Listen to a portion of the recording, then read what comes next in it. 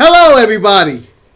Welcome to the Untitled Manny and Marcus show. I am one of your hosts. I am Marcus, the grand finale, joined by Lord Manny. Hey, ho-hos. How are you guys doing? And welcome to the show. Manny, how you doing today? I'm doing good today. I had to use my brain once again today, but doing great today. You know, that's my greatest fear is using my brain. It really sucks because when you're using your brain, you're really working. You sometimes overthink things. When I just go natural off the field, I feel like I'm a better person. I'm a better person when I just go natural. We have a lot to talk about today. Today's the Wednesday Night War edition. There was no Star Wars scroll this week. I felt like it was not necessary for two regular ass shows. It was not the Great American Bash. It's not Fighter Fest. And I didn't have an update, and I totally forgot about it. I just realized it right now. It wasn't no Star Wars scroll, so I just went. All right. So, Manny, are you ready to jump into the show? Because I'm ready just to jump into this show. If you saw the title card, you can say, do this. Let's do it. Let's do it. Dubs, Dynamite. And, Manny, what is your takeaway of this week of the Wednesday Night War? Ideally, after last week where I watched NXT first and went to my highest high and I went to eventually my lowest low, which was AEW Fighter Fest Night 2. Mm-hmm. I did the reverse this time. I watched AEW first and then watched NXT afterwards. And I felt like I peaked in the first hour of AEW and then I came down again, only to be risen up by NXT. Wow. You watch it like a phoenix. That's how a phoenix watches TV. I want to be burned to a crisp. Finish with flurry. And I burn up into the sky. I watch it the same way I always watch it. I start with NXT always. I'm more invested into their characters. And on every AEW show, I feel like I know what I'm going to get. And I already saw the card, and I had an idea like, I wonder what's going to happen here. I know the cage match is going to finish. I feel like Cody's going to be in between there. But it turned out Cody started the show. So, if you saw the title card, and I may go on a rant here, or cooler heads may prevail, Manny. But I created a title card that said why AEW is doomed. So I'm going to spend the first part of this show talking about AEW Dynamite this week. And so, I want to start off by saying, my thoughts was, it was probably a solid show this week. It was a show that I thought it was no harm, no foul, nothing bugged me too much. I'm not going to rant, nor will I be as boring as I probably was on the Monday Raw show. So, I went... That was a bad show. I felt that was a tough one to get through. Yeah, I was like, man, there's nothing for me to talk about. I may as well shit on camera. I may as well just take a shit in the middle of the webcam and let it all hang out. This is the comeback show. This is the comeback show. This is Revenge of the Sith. I was trying to rhyme with something, but it's no. So, Dynamite starts off with Cody and Sonny Kiss starting it off. And Sonny Kiss comes out with the Jaguar Roar. And I was like, this is a nice start. And I enjoyed the entrance of Sonny Kiss, who I found out was a better dancer than the Jaguars cheerleaders. Manny, how'd you feel about all that? That was some excellent choreography. Although, the thing I needed AEW to really clear up was the gender pronouns they used for Sonny Kiss. Because at one point, they were calling him a he, and then JR was calling him a she. I'm not 100% sure what he or she prefers their gender pronoun to be, but they kept saying he, so I'm gonna go with he, even though it might be wrong. I am going to do what I do in real life. If I'm not sure, I just either say their name and ends the story. So I would try to do my best. I was like, so Sonny, and then Sonny did this instead of going he, she, blah blah blah blah blah blah blah. It makes it easier for me, so I don't make that mistake and I don't end up offending anybody. But what an entrance! It was spectacular, and Sonny Kiss treated this match like it was the biggest match in Sonny Kiss's career. You see how I did that? It was. It was by far. He's probably never going to get another singles title run, title match for ever. No, it seemed like that too. Even at the end, when Cody's embracing Sonny Kiss, it seemed like that was the very end of Sonny Kiss. It seemed like a farewell match. All right, we got it out the way. You're never wrestling for this belt again, and I never have to see you again. Maybe on AEW Dark, but it did. It turned. It was a good match. I thought Sonny Kiss offense could be worked on a little better, but as JR or whoever established said, Sonny Kiss has only been wrestling for a short period of time, and I believe in that time Sonny Kiss will improve. But I thought it was a solid match, and they showed hints of Cody turning heel. How did you feel about the Cody possible heel turn? Unnecessary. Like, Cody was mad disrespectful to Sonny at the beginning of this match. And like, for me when I was watching it, it was like, the whole time I was like, this has the makings to be an incredible squash match, because that's all we're getting. Like, Sonny had no offense at this point. There was a good while in the beginning where Sonny had no offense. No. But then like, it was like a really good showing.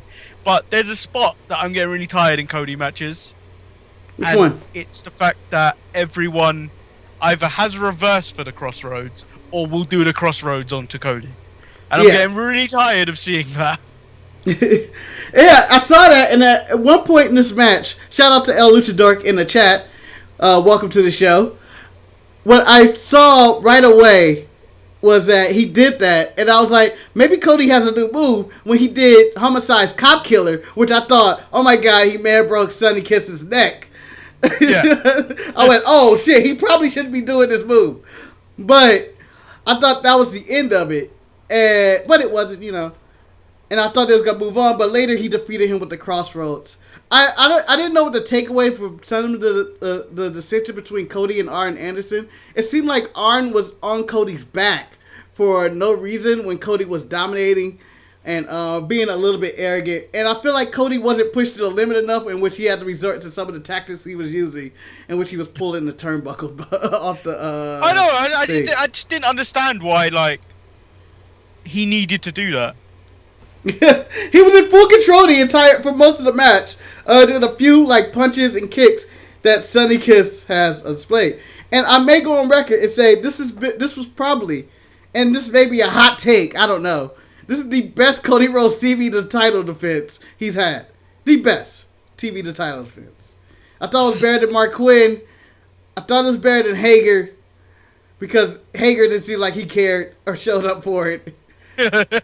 And who am I missing? Who's the other person? I'm forgetting somebody. For what? Was it Jungle Boy? Oh, it was better than Jungle Boys. I feel like this one actually delivered a regular basic wrestling match, which shows a decent amount of story. Did you include Ricky Starks? Oh, I forgot about Ricky Starks. Oh yeah. That's probably. They signed him as well, and he hasn't done shit. Yeah, and that's what I'm getting to. They signed him, and I'm praying to God, and I don't even do this. I have not prayed to God in probably over 20 years, but I've been praying to God every night that AEW gets none of these recently released WWE free agents, because they don't take care of these free agents. Their first signing, Kenny Omega, they haven't took care of. He was the best bout machine, the best wrestler in the world, the face of New Japan Wrestling, and now he's cowering to Marco Stunt in a corner. Whew. That's just one example. How did you feel about the Jurassic? And I know I'm skipping Lucha Bros and FTR. I'll come back to that. How did you feel about the the Jurassic Express versus Omega and the the Elite? So if I was to describe this show as a seesaw, where it good is that way, and then bad is this way, it was teetering at this point where during this match it was like, I don't know which way this show's going. And then it felt like this was the downward spiral of the show, and I felt like Kenny Omega's no longer special. Yeah, like he's no longer special, and I think I'm like the worst like New Japan type of fan. I will only tune in around Wrestle Kingdom and like some of the other big like Dominion. I think I'll only tune in around those. Did you watch Dominion this last weekend? No. Yeah, you don't tune in. You only tune in to Wrestle Kingdom. No. So like when Kenny was there was a reason to tune into those shows for me. Because like you knew you were going to get a decent match, you were going to get an amazing match. But now, that was my only gateway into watching Kenny Omega. Like I would only watch him like once or twice a year, which made it feel like for you when you watch Mansoor. Yeah, he was really special. He was amazing. He was on an island of his own. Like he's special, but like the more and more you see of him, it's just like Kenny's not built for weekly television. They need to like treat he's really not. Yeah, and the thing is, they need to book him like he is special. And which Kenny Omega's wrestling tonight, I need to turn on my TV. He needs to be booked, and I'm not saying they're similar wrestlers or even on the same level, have the same ability, but he needs to be booked similar to the way NXT is booking Karrion Kross, in which he's around, but he feels like when he's around, it's a special reason. Like when they build up his match with Jacoby, you go, oh, he's having a match next week? I need to see that. I need to see what he does next. And you need to build up to it. He needs to be treated like, and maybe in more sparingly, like Brock Lesnar. And it just seems like, as El Luchador said, Kenny is an ace wrestler, but doesn't have anyone on his level in AEW. And that might be true. Maybe there's no one up to the task of going to 40 to 50 to 60-minute brawls that he had with like Okada or Tanahashi or whoever, or even Ibushi in Japan. Maybe they don't have nobody at that level. But the point is that it seems like they have squandered a talent that, if this was happening in the WWE, and I hate comparing and saying, "Oh, this is WWE," it would be outraged. They would say this is how they treated Finn Balor after what he did in Japan. Just have him come over here and be considered one of the best in the world, but now he's just in a tag team and he's cowering to Marco Stunt. Cowering to Marco Stunt is the equivalent of running away from Santino Marella in the WWE. I got more annoyed that they redid the same spot from last week, only towards the ring with the Canadian Destroyer again. And I'm just, they need to, just because it worked one week, don't repeat it. Yeah, at least save your spots. For me, save your spots. Like, I'm desensitized to their tag matches and Spot Fest. To me, it reminds me of the TNA X Division, in which... Yeah. But the TNA X Division, I feel like, did it better. Like, they would have their matches, but they would even save their bigger spots for the pay-per-views. Like, they have similar matches. Maybe it's, AJ versus Daniels or something like that, and him and Joe go back and forth and whatever. But then it's not like a finish, and you save for the pay-per-view, and then you may get a triple threat or something like that, and it seems like a bigger match. This one, I feel like they throw everything, they throw all of their tricks in the kitchen sink. That saves me not wanting to wait for that pay-per-view. What am I paying for if I can get this each and every week on Dynamite? These same spots, if not better spots. Is that not the sign of why specific wrestling fans enjoy AEW Dynamite over, like, say, NXT and every other WWE product? It's because you're getting an indie feel to the show where you're going to get everything. Like, you're gonna get everything in one go. So, like, you know when you're a kid and, like, you get to the soda machine and you that thing where you do every drink in one cup. That's basically the AEW. Like, let's be real. Like, you get everything, you want everything. It's a sign of, like, this generation now where you don't want to wait for anything. Yeah, it's the impatience.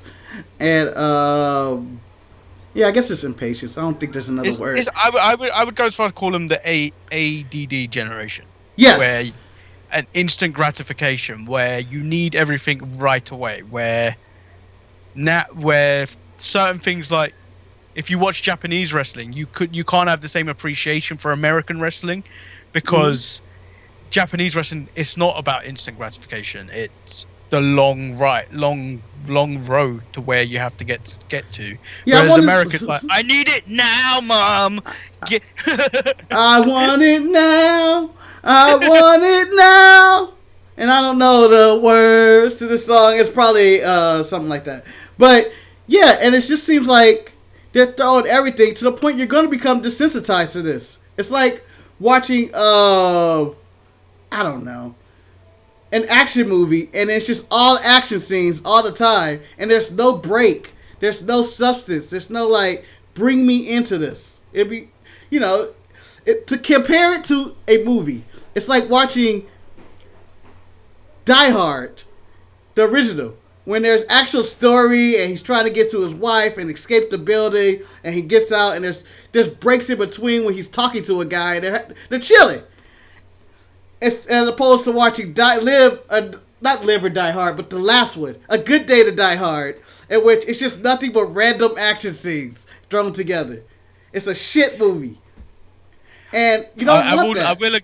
I will agree with El Luchador, though. I think Kenny did nearly break Marco Stunt's neck with those Snapdragon suplexes. Yeah, they were so aggressive and stuff. But another thing, I mean, I can dwell on this all day, but I did think there was an interesting dynamic to this. Earlier in the night, Kenny Omega had beer. I should have talked about this match first, but whatever. He had beer poured on his head by the FTR, who just defeated the Lucha Bros, who they've done nothing with the Lucha Bros. And they've done okay with FTR, but I feel like they became the Young Bucks and the Elite's bitch when the Young Bucks had to go get their car back. Like, when it was like, go get your car back, or just file a police report. File a police report to get your car back. I enjoyed the match because I enjoyed both of these tag teams, but it was to the point when neither team actually stood out and felt special because I'm getting it. And I know it's supposed to be a pay-per-view show, but I feel like I'm just getting it all at once. Like, similar to the Jurassic Express, I feel like I'm just getting it. So whenever the tag team titles are on the line, it's going to be even less special because it's not the first time they're touching. Like, I wouldn't mind if they just did not have a match. I know the fan base would be upset if there was a promo segment, but I would like to hear from the Revival or even the Lucha Bros every now and then. The only person that gets promo time is Orangecassidy and Britt Baker on this show, and I think more people need to express their personality on this show. That's why we don't have idea what Kenny actually stands for. Like when he freaked out over the beer being poured on his head or not liking beer, we've had very few segments that actually express that he has an issue with alcohol. Because they want you to assume that you know the story already. Like that's this. I think that's the point of what's his name. Who's the masked commentator? Who I hate him so much. Excalibur. Yeah, he's there to kind of like be the voice of the internet wrestling community. Essentially, is what he is. Yeah. And it's almost like whenever he will have to explain an in wrestling joke or something like that, and he's the one to like explain what's going on with Kenny. What was going on with Kenny when he poured the beer out last week, and then you got it this week. Like, I feel like Kenny deserved it, to be honest though. With the beer poured on top of him? Yeah. I mean, he was an asshole last week. Last week he just wasted a good beer, and he could have just went, "Sorry guys, I don't drink," and then just held the beer. And then just left it at that. But, you know, if I had more context of, like, follow up with Kenny after that, like, it seems like and I know I'm basing it Impact and WWE. And I know this is latest Impact I'm talking about. They have reactions for wrestlers. Like, you go to the back if something happened. It's like, oh, how do you feel about so-and-so and doing this? And then you're like, oh, you know, it just doesn't sit well with me. Or whether they do it online or not. And we don't get that. We don't get those little moments to fill in the gap. Maybe they put it on Being the Elite. Maybe it's on AEW Dark. Maybe it's on their website. But you got to put it on Dynamite to make it consistent. And that's something that Raw or Impact or even Ring of Honor do. They'll recap you on things like that. And not to one thing I pointed out to Eric last night. I was like, wrestling fans were extremely upset about the Jeff Hardy drunk driving angle when we literally had two people drink and then drive out the arena back to back. I know it was one beer with the FTR. They shared the beer with the Young Bucks before they pour it out. And then they was like, we're going to drive away. Good example, guys. But,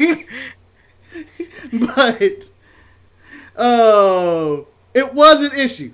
To me, it is an issue. We don't know. Kenny eventually snapped and attacked Marco Stunt after the match. In a moment I did like, because he just sounded ridiculous, like a guy that was like, hey man, it was a match. And then you hear Luchasaurus going, the match was over, man. Come on.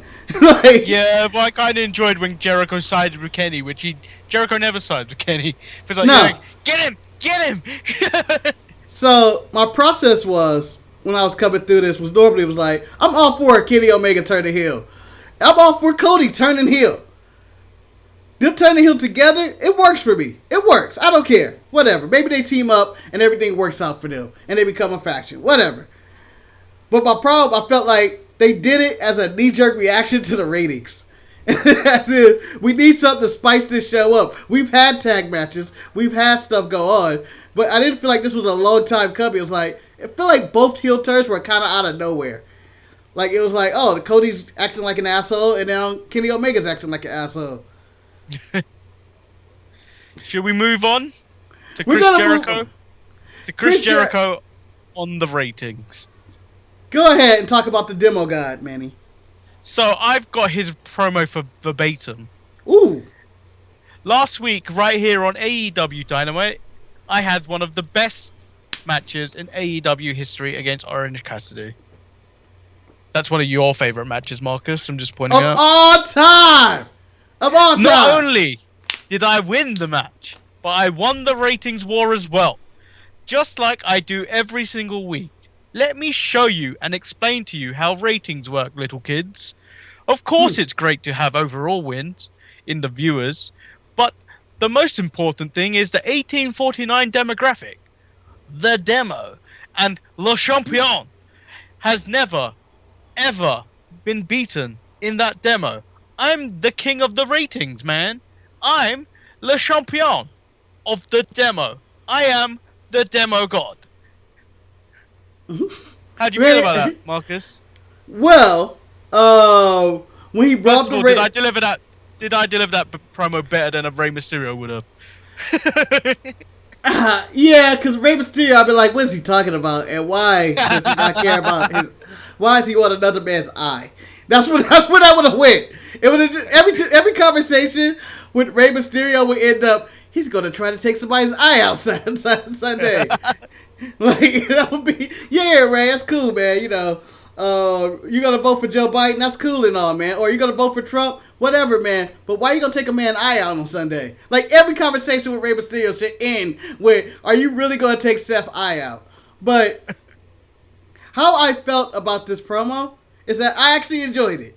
I felt like it wasn't what they were doing in the middle of the week, complaining about the ratings. About, oh, we want a demographic and bring up who cares about the viewers. I feel like this was more of Jericho being a heel and some heel. This gives you heel points. I'm talking about I am a demo guy, and I really liked him taking that and adding real life to his promo. I really enjoyed that part. And then I have one sour note for this whole thing. So this thing came off after there was beer in the ring after the FTR and Kenny Omega bit, and then now there was orange. So they took a sip for Orangecassidy, and they poured some out for the homie. Yeah. And now there's orange juice all over the ring. First of all, mad disrespect to the ring. Yeah. And then they pour more orange juice from the heavens onto Chris Jericho and the Inner Circle. And we're both fans of Imperium, where they respect the mat. The ring is sacred. But how dare they disrespect the mat so badly? Imperium needs to go to AEW to sort those people out. Yeah. I thought the segment was okay. What almost took me out was Santana's reaction to it, in which he's like flopping all over the place. It seemed like inexplicably. He seemed over the top. And I feel like if they really wanted to be petty about that, like WWE could easily just go show Vince swimming in the beer from many years ago. But yeah. Or even getting the shit thrown on them, or whatever time they dump stuff on people. Like, I didn't feel like it, but this led to me to a part that I couldn't get behind. And normally I like Jericho commentary, but this week I thought he was really annoying. Like, I feel like he was over the top. Also going bald. He should probably never wet his hair on TV again. It looked really bad. Like, it was very Shawn Michaels-ish. But that's a side point. Who to me to talk about somebody going bald? I felt like he was just loud, and he was really loud and obnoxious, talking about how he's sticky and stuff. It felt like how Robert Stone was all over social media last week about I got run over by a tank, but Robert Stone was doing it via just text. Yeah, like, he wasn't out there being annoying. He was being annoying, being a troll essentially through social media, not using any video or anything. He did it once during NXT, but like it was just there and it was enough. But the whole way for the last hour was basically Jericho moaning that he got drenched in orange juice. Yeah, and then he was flip-flopping back and forth. Like you said, he was complimenting Kenny and he was hating Marco's stuff, but then loving Luchasaurus. Just like he was going back and forth, and then the Jurassic Experience was criticizing him. Then he goes out and cheering him on commentary. Then he's talking shit about him. Like, he was just going back and forth. He just seemed like he was all over the place. He sounded like me if I was doing commentary. Moving on, there's some stuff that happened, and I can nitpick and bitch and moan about some stuff. There was the return of Vicky Guerrero with Nyla Rose. I feel like Nyla Rose does not need Vicky Guerrero. And shout out to Eric for getting that right. Oh, speaking of Eric, I forgot. Bang! Put the title over my head. Forgot about that. And new! Forgot about that. ESPN champion. Marcus! The grand finale! Hold on. I'm going to put the belt around my waist. Bang. Right there. It's going to cover up my little title card right here, but it doesn't matter. I haven't changed my plates yet. I haven't changed the plates. I just took the title. It. It's fine. Yeah. You just won it. It's fine. This weekend it'll be new plates. For sure. Excuse me. So, but back to the show. Vicky Guerrero with Nyla Rose. What do you think? We just rapid fire some of this stuff. Meh. Like, whatever, right? It. I feel like Nyla Rose does a better job on her own. Brandy and the Nightmare. This part, I can nitpick and I can bitch and moan about this all day with Brandy and Allie, but I'm not. They don't like working together. They don't have to work together. There's no tag division. Yeah, but the match was bad. Like, it was really bad. It was. Like, it's not even a discredit to Kenzie Page and MJ Jenkins, but like the other two, so bad. It brought back, and I don't think many people have ever had to do this for a while, but toilet break matches, and this definitely was one. Yeah. I will be defending this title again this Sunday, by the way, guys. If you want to know. So it was like, I don't really need this match, and I fear that throughout the life of AEW, we're going to get random branding teaming ups and random branding segments that just doesn't work for me. And then they gave no highlights for it, but I could go into a longer rant. This is we got to still talk about NXT, so I'm going to keep moving on. Let's just fast forward. I think I need to point out the Shida interview with Marvez, where he questioned the amount of female wrestlers because they were all injured, and one suspended. And then Shida's response was, "We don't have many female wrestlers, so anyone can be the challenger. If you think you're strong enough, tough enough, and you think you have enough passion, show me. I'm waiting." Marcus, are you ready?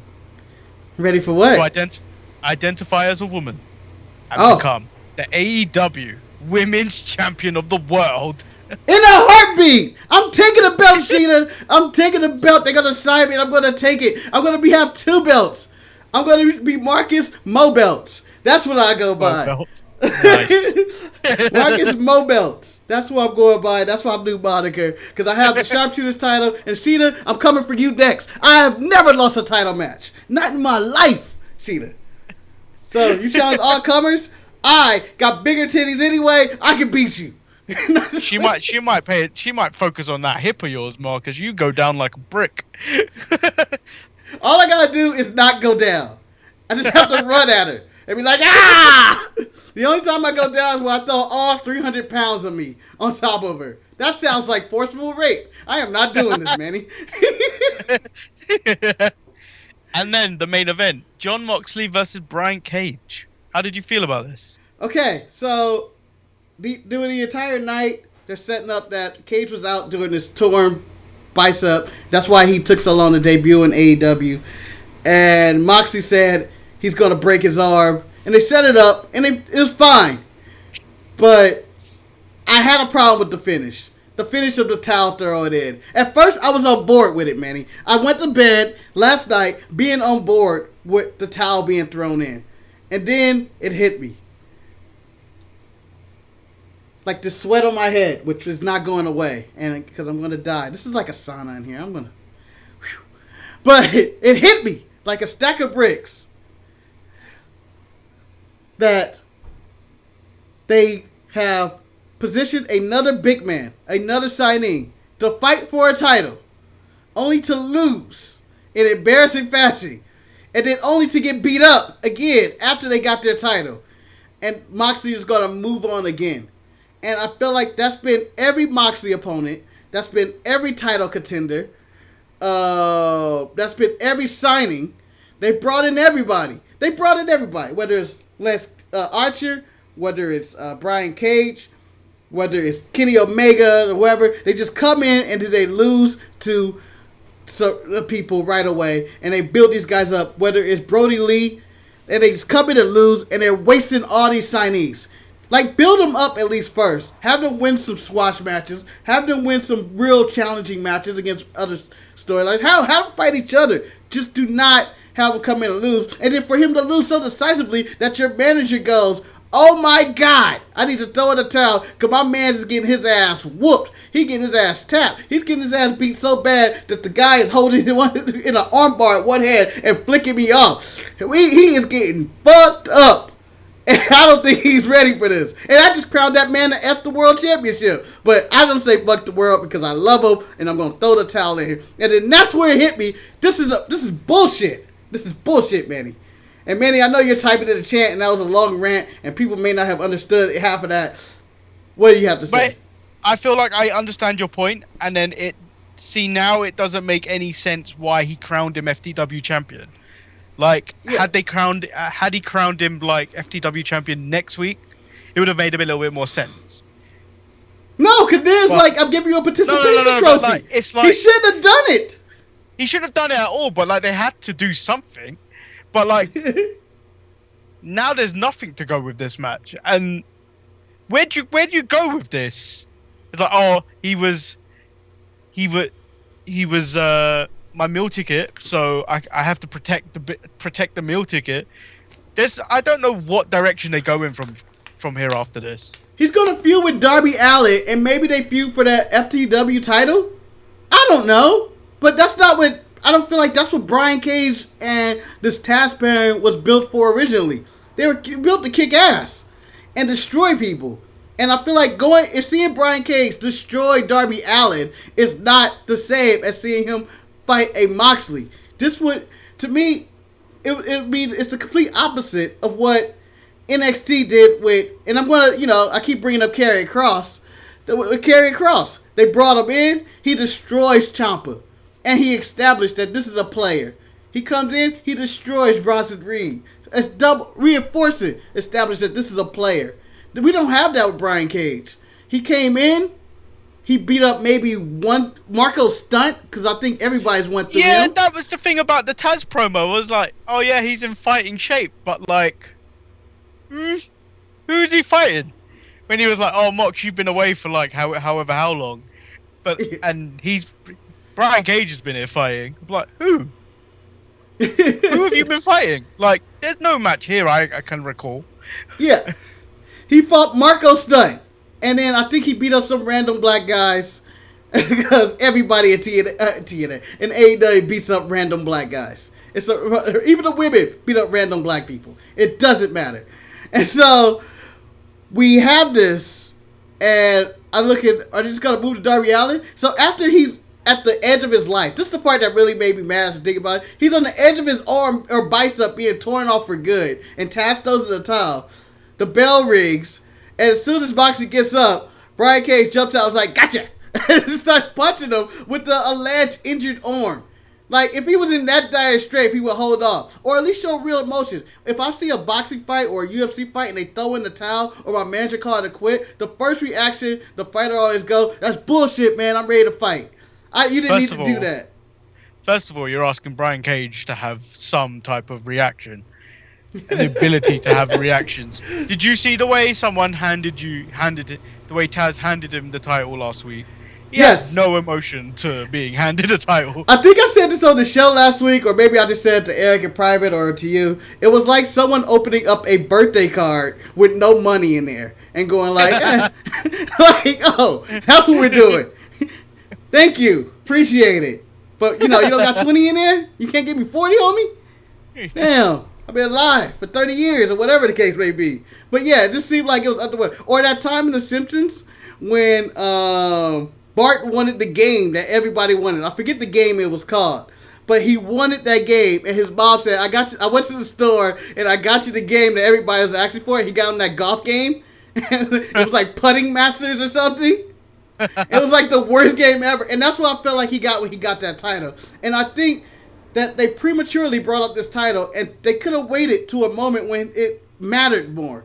And now he has his title, and I don't think they should ever bring it up again because he looked like a bitch. I'm just saying, he looked like a whiny bitch who got punked by a 100-pound Darby Allin at a skateboard and Moxley. And it was like, where why we go did the from that? lights need to go out for Darby Allin? Why? It didn't! And that made me mad too. It did need to go out. He ain't The Undertaker. He ain't Kane. He ain't even fucking Mortis. He doesn't have the light power. Okay? If he was Kevin Sullivan or if he was Abyss, I'll be like, okay, he has light powers. But no, he doesn't have light power. He's a little skateboarding punk who was injured or out because he had allegations of mental abuse on people. That ending was so upset. And I think that's what soured me on the whole show. Is that I went down this tumbling weave of things I hate. And it brought me to all the logic. And the logic of AEW has perplexed me from the beginning. And I had to think about everything. And I talked to Manny in the pre-show. I was like, if you want me to explain the psychology and logic of AEW, it is a show called Fight for the Fallen, in which they're giving the money and support to COVID-19 victims, in which they're in an arena with random fans. It seemed like, or executives or whoever, parents, baby mamas, I don't know. Ring rats, I have no idea. Ring rats. Whatever the case may be, they have a bunch of people in the crowd with no masks on, no social distancing, in the epicenter of the coronavirus in the world right now, maybe just in America, Jacksonville, Florida. And that's where they hold their show, and that's what they're doing. I'm just saying, it was all fucked up from the word go. Whew. I'm going to breathe now. You want to move to NXT? Yeah. I'm going to take my title down. It's been up here for a while, and I forgot it was up there. So NXT opened up with Keith Lee acknowledging that he's two-time. I don't like the way they're calling him Champ. It sounds stupid. But no, it sounds like Chump. Yeah. But Keith Lee acknowledging that he didn't get there alone, and he wants to challenge Dominic Dijakovic because he essentially got him on the map in WWE. You got me over. Yeah, you got me over because I was doing nothing for a year. I remember when it was like he was cutting promos going like, I gotta do something. They were teasing a heel turn with Dominic Dijakovic, and I mean with Keith Lee.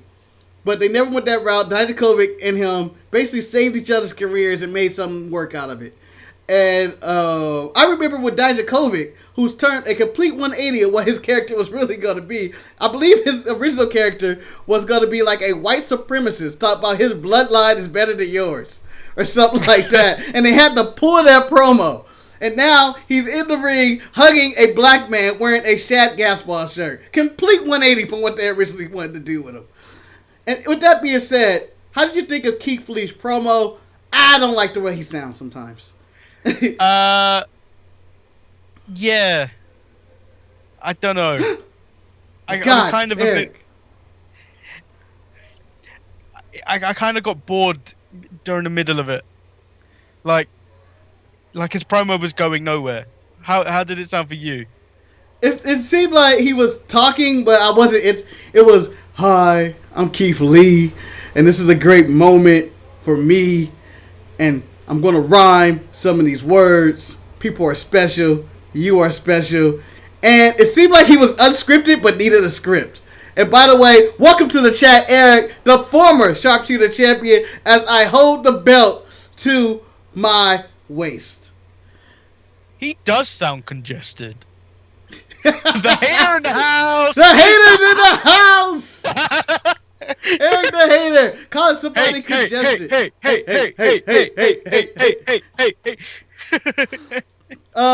Yeah, so the hater is in the house, and yes, he does sound congested. And if there was somebody that needed a mouthpiece, I would recommend that they hire his girlfriend, Mia Yim, to do the talking for him most of the time. With that being said, I did like the setup between him and Dijakovic having a match. They had a different match from what they had. It was more of a, I respect you now, and we're not going to try to destroy each other with Canadian destroyers. We may slap each other, we may throw each other around, but we're not going to try to kill each other. Eric, because you're in the chat, I'm actually going to explain once we're done with NXT why you're not the rightful champ.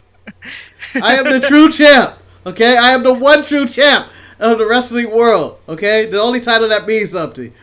Oh.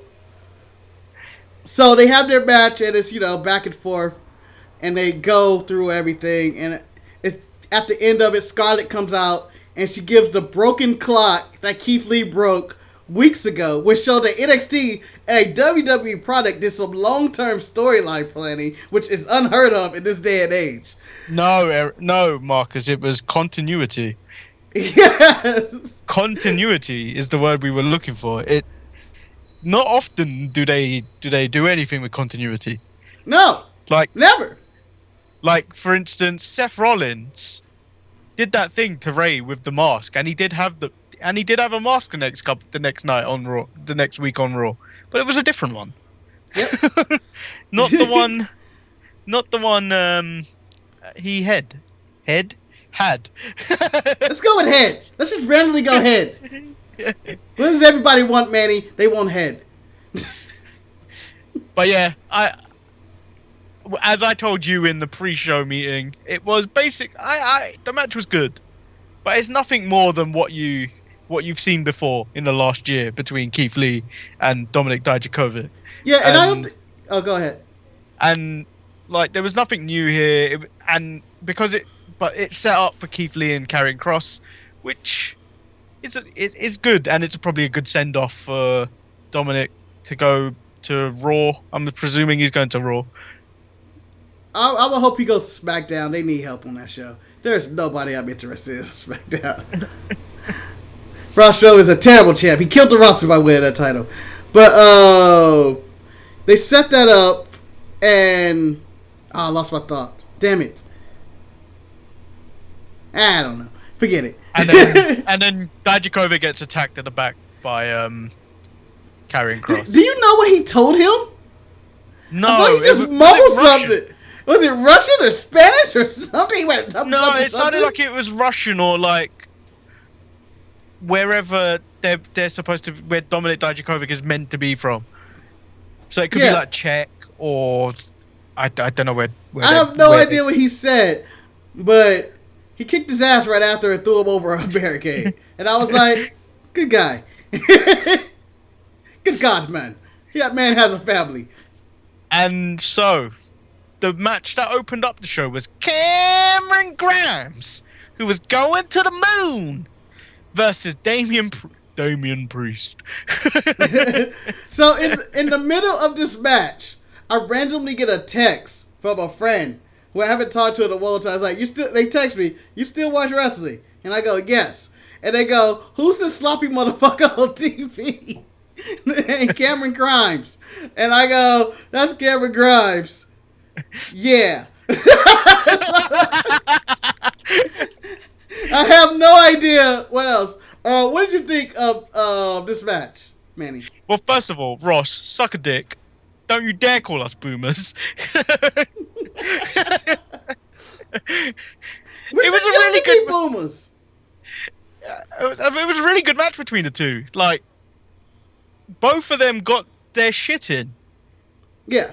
Like, both of them got their shit in. It was a really good match. And then, like, I don't think this is over. No. I still want Cameron Grimes to go to the moon. I want him to take away that title from Keith Lee. I feel like Cameron Grimes is a man that comes with at least 700 different excuses, and he's going to have one next week of why he didn't win that match. And said, I grabbed the wrong hat out my closet. You think I used the black hat, but I like to use my noir black hat when I wrestle. And I couldn't find it, and it was lost in travel, and I had to find a backup hat. That was not my lucky hat. So next week, me and you, Mr. Damian Priest, Mr. I'm going to die next week and not live forever, will fight next week. But I feel like he's got a million excuses.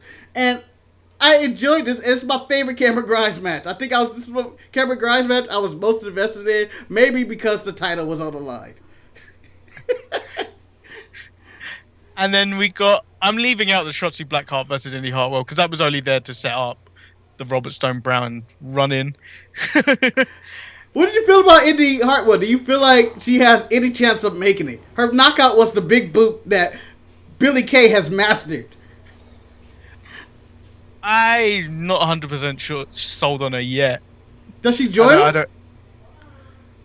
No, I think the person that joined them was the big man. Big boy, Killian Day, a.k.a. Goldar. Yeah. Oh. So they... Oh. Eric asked what shirt I was wearing. Sorry. UPS is at my door. And by the way, they're not getting the answer. I'm in the middle of a show. So leave it at the door. Oh. Did he hear you say leave it at the door? No. I'm sure he didn't. So, Tegan Nox versus Io Shirai closed out the show. And it was a really good match to close out NXT. This is the thing that AEW didn't do. Put on a good match to close the show. An advertised main event that they had. Like, they've been advertising Mox and Cage for so long. You're expecting a finish. If this was a pay-per-view and I had to pay to see this, I'd be really upset with Brian Cage and them. Io and Tegan gave you that main event match that you were looking for. They started at like the 30 minutes left of the show, so I was like, oh, they're really giving them time. And they actually delivered. Tegan Nox looked better than I feel like she normally does. And that could just because I like Io's matches more than anybody. And I feel like it delivered. And it's at the end to set it up. Dirty, sneaky Dakota Kai, who came up like came out of a cheese grater with her outfit. Or some type of shredding machine. Like she was in a paper shredder before she walked out here.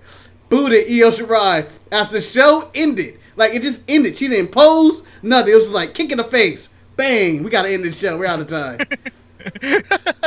That was literally a boom. Dun, yeah. Dun, dun, dun, dun, dun. It was right off the bat.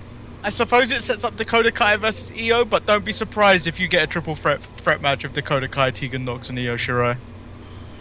Okay. Manny, can you explain to Eric why he lost his title? So, if you go back to the tape, had we been more prepared, I would have had the tape. I could have rolled the footage. I chose not to roll the footage, alright? I chose not to show the footage. I had to go back to the tape. So, I wrote it down. At one point, I did say Damian Priest versus Cameron Grimes would count as 2 points. However, at that point, you two both picked Damian Priest. So I said that now defaults back to a 1-point match because you've both picked the same person. However, Eric, this is partly your fault. You went back and changed your pick. You went back and picked your boy Cameron Grimes, which then leaves the match to go back to the original 2-point match, which now as FTR versus the Lucha Bros, which you scored 1 point, and where the challenge match caused Marcus to win and give him 2, he wins with the overall of 2-1, and I've added a new stipulation to this as commissioner of this round. Is that what's this shit? What's this shit? I'm the champ, Manny. Oh, go ahead. And going forward, the commissioner will no longer pick the challenge match. It is for the champion to pick the challenge match because there's no draws with this title. There are no ties. There is no championship advantage. The only advantage come on, you're taking the one the challenge match because we don't take no ties. I wear a tie every day to work. I live and die by the tie. Okay. I'm just saying this. All I know, Manny, is that I do not plan on, as I promised to be a fighting champion. I am taking all of that back. I am never defending this title. I will not defend this title under any circumstance. However, Marcus, as still the reigning commissioner, you will be defending because there is a small little fraction of Eric taking his little bag and walking home. He will get a rematch this Sunday at Extreme Rules. Ah! Why? Find out Saturday who Already the boys beat pick. him. Already beat him. Okay? I don't have to go back. All right? I live in it now. All right? Next thing you know, you're going to take us all back in history. All right? We're going to fight for our civil rights. And next thing you know, I'm in slavery. This is like slave time, Manny. This is like slave times. How dare you? Eric, every Wednesday night you have to play it like it's a pay-per-view, baby. Wednesday Night Wars. So if there's an announced match you're defending. So I'm going to pick 3 matches from Extreme Rule Horror Show to defend my title. Tune in Saturday to find out what those matches are. No, you pick the whole card, but any match you differ on, can be selected to be the challenge match to count as 2. Commissioner Lord Manny Hayes, you're screwing me on the title. Actually, for this round, I am President Lord Manny Hayes, just like President Jack Tunney. You should be the Prime Minister of the title. I feel like that's the more prestigious, but you can be president if you want. I feel like the word president has been diminished ever since Trump took office. Boom, political statements. Eric, why don't you just give yourself the FTW championship, all right? And then we can throw in the towel they cost you that one too. Just saying. But so also, this week. Also, tomorrow, if you're free, why don't you join your boys to? Okay, if you're looking at the screen, it has the advertisement for Saturday. There was no Friday advertisement because I forgot to create that. Okay? But tune in tomorrow. We're just going to be there. We're going to test this out watching the Royal Rumble 97. This is when Steve Austin illegally throws Bret Hart out of the Royal Rumble and wins the Rumble for the first time.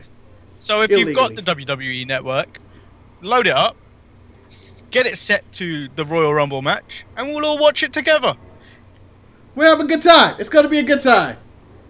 Bring your snacks, bring your drinks. Depending what time in your world, you might want to bring a brewski. When do you plan on? What time do we plan on watching it, Manny? We can do the regular time, or we can do a little bit later. Depends whatever you want. Let's do it the regular time, just because SmackDown does come on that night, and you know we still gotta watch that show, even though it was absolute dog shit. And if there's enough people here, we might watch the world title match from Royal Rumble 97. We Which might was just Shawn chill. Michaels versus Psycho Sid. Yeah, I think. We're jumping the gun. I Like, think. yeah, it may be somebody else. It might be 98. Yeah, but come have a good time with us. The title will not be on the line. I'm a fighting champion, and I prove it that I'm defending my title this Sunday against Eric in his rematch clause. I'm just saying. Also, yeah, to me, AEW was absolute dog shit. It was okay until I thought about it, and then it became absolute dog shit. If you were listening earlier, go back. If you're just coming in, you can hear the rant I made. I believe it went for an hour. The show's only 56 minutes. It's probably the longest show we've ever did. But it is worth it. I just feel like they're squandering all their talent they signed, and they've wasted every big name they've ever got their hands on. Whether it's Lance Archer, Brian Cage, Kenny Omega, there was somebody else too. Ricky Starks. Ricky Starks they brought in. He hasn't done anything. He hasn't used them at all. And the list goes on. The Revival looked like the Young Bucks bitch by the Young Bucks having to get their car back because they couldn't figure out how to get their car back from the Butcher and the Blade. Omega, the best wrestler in the world, is selling for Marco Stunt. Marco Stunt can take a V-trigger and just kick out. Like, Okada had a hard time with that shit. Okada. Marco Stunt can take him? Get the fuck out of here with that. I'm so annoyed. I was so annoyed with that. But yeah, so yeah. El Luchador, we have given him a rematch. He will get his rematch. Okay? I'm a fighting champion. I have never denied a title shot to anybody. I have never tried to duck anybody. Earlier, I was just joking, okay? I was just playing. There was no way I was not going to be the fighting champion. I am your fighting champion, and I will defend this title as much as possible. And even to the people of Gotham City will get a title shot as soon as I get an opportunity. It doesn't matter who you are, when you are, where you are, what time you live in, what universe you're in. I'll fight somebody in the Marvel Universe, the DC Universe, Earth 2, Earth 1, the full spectrum. Doesn't matter. Whichever Flash timeline he decides to screw up. Even if Marty the Fly go back in time and defeat me, or I will get his DeLorean, smash that shit, and become your Sharpshooter Champion one more time. Just let me change those nameplates. I may not even change it, because what if I lose Sunday? And I feel like, damn, I wasted the time to change the plate. Ooh, lumberchat. Lumberchat match. That's what we should do. That's what we should call our live showings, the lumberchat match. If we ever do like a pay-per-view live. No, that's what we should just call the chat. We should refer to the chat as the lumber chat. Oh yeah, the lumber chat. That is brilliant. Over to the lumber chat. Bravo, El Well Luchador. done, El Luchador. Bravo. Manny, do you have any more closing statements? I know I ranted like 8 times on this show, whether it was facetious or whether it was real, whether it was about AEW, whether it was about Keith Lee and his shitty promo. I can go on and on. Well, obviously, first of all, make sure you check out our storefront at storefrontier.com/DSPN, where you can buy Manny and Marcus Show shirts, the Sharpshooter shirts, even hoodies and masks. So head over there and remember to like and subscribe. Click that notification bell so you get a notification whenever we go live. And what else, Marcus? You did the storefront. You can also check us out on our Facebook page and Sharpshooters/Facebook, or email us at thesharpshooters@gmail.com. That's thesharpshooters@gmail.com. Make sure you like and subscribe. If you're looking for an immediate response, hit me up on socials if you want. At Manidas, I can't spell anymore. MANNYDAS on Twitter and Instagram. And I think Eric is... I can't even remember Eric's one. What's your one? Who knows? Don't worry about it. Don't hit him up. He doesn't like the people anyway. I give back to the people, okay? I don't do Fight for the Fallen and have a COVID charity just to have people gather around each other without masks and sneezing around old people. I don't have that going on in my life, all right? Tully Blanchard is not in danger. And by the way, Tony Schiavone actually came in contact with somebody with COVID, and that's why he wasn't on the show and showed symptoms. And yet they still are around with no mask, and they're still close together. None of these people in the wrestling industry gets that the severity of this divinity, and no one in America gets it. I'm so sick of this shit. Although I get to stay home for it. But yeah, look us up. Look for all that shit. And subscribe, alright? Share, subscribe, comment. Don't forget to subscribe. Ring that damn bell so every time we go online that you know that we're online. Alright?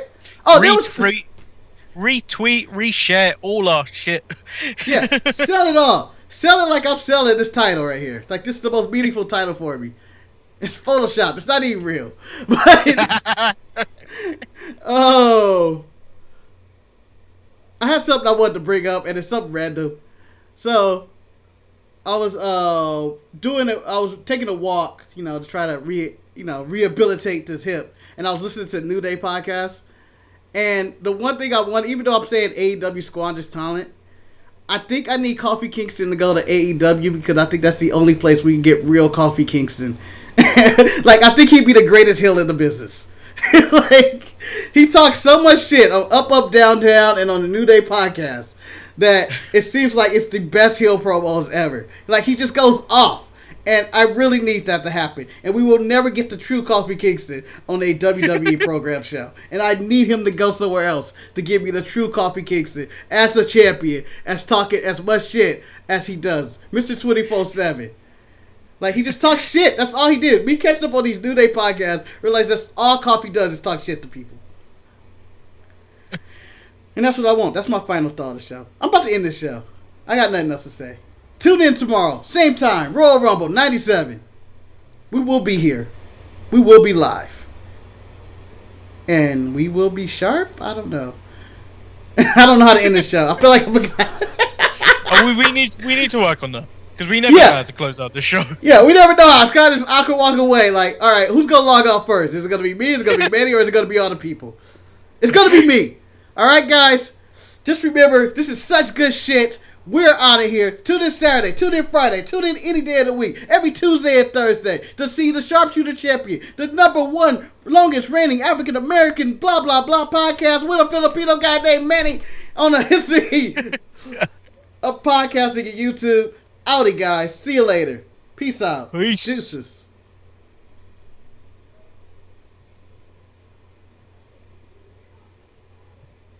Is it done?